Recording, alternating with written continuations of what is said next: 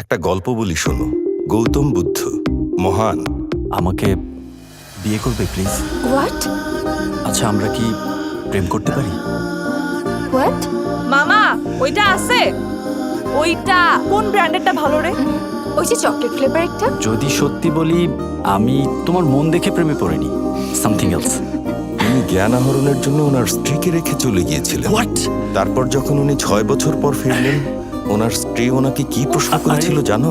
না বলে চলে গেলে। খাওয়া দাওয়া ঠিক মতো করো। তুমি যা চেয়েছিলে সেটা কি আমাকে পাশে রেখে পাওয়া যেত না?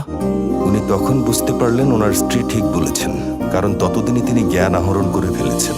তাই তিনি চুপ ছিলেন। মানে বিয়ে, হানিমুন, বাচ্চা কাচ্চা এসব নিয়ে কোনো ফিউচার প্ল্যান নেই, তাই তো? আমরা আবারও বন্ধু হয়ে যাই। তোমরাও কিছু অর্জনের জন্য আলাদা হতে চাইছো, কিন্তু একসাথে থেকেও সেটা অর্জন করা সম্ভব।